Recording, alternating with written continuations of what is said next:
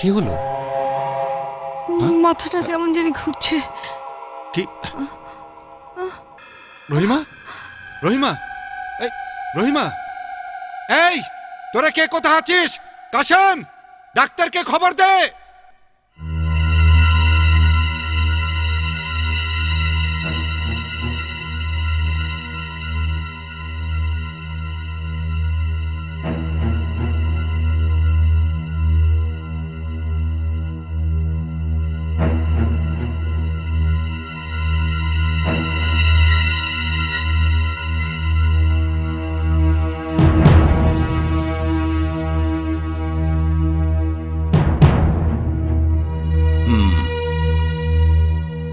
আসুন।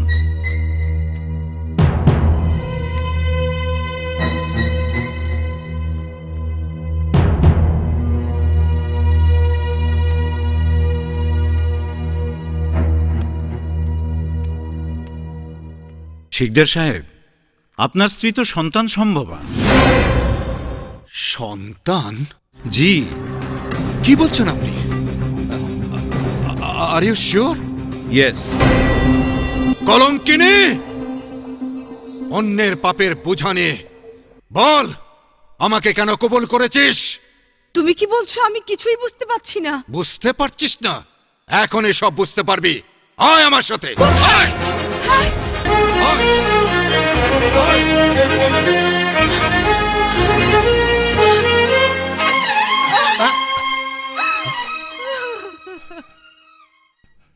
কি হয়েছে? আপনার মেয়েকে আপনার কাছে ফিরিয়ে দিয়ে গেলাম। কেন?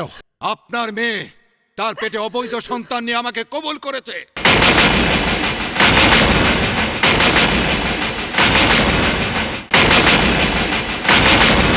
এসব কি বলছো? এ কথা আমাকে জিজ্ঞাসা না করে ওকে জিজ্ঞাসা করুন। রহিমা, এ কথা কি সত্যি?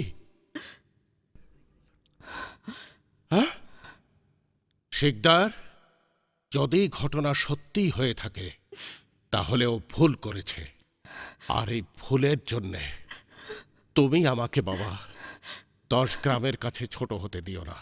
ওকে ক্ষমা করে তুমি ওকে ঘরে নিয়ে যাও। অসম্ভব! যে মেয়ে এত বড় পাপ করতে পারে সে মেয়ের বাপকে তো অপমান হতেই হবে, এবং এটাই আপনার শাস্তি। শিকদার, সামান্য একটা ভুলের জন্যে তুমি এপার ওপারের মধ্যে চিরশত্রুতা তৈরি করো না, রক্তপাতের সৃষ্টি করো না। আমি তোমাকে এবং তোমার মান সম্মান তছনছ করে দেওয়ার ক্ষমতা রাখি। শক্তি আর ক্ষমতা আমারও আছে, কিন্তু আপনার শক্তি আর ক্ষমতা দিয়ে যদি পারেন আপনার মেয়ের কুকর্ম ঢেকে রাখুন। আপনার মেয়েকে আমার জীবন থেকে মুক্ত করে দিচ্ছি। 1 তালাক, 2 তালাক, না 3 তালাক। না বাবা! শিকদার, এর জবাব তুই একদিন না একদিন পাবি।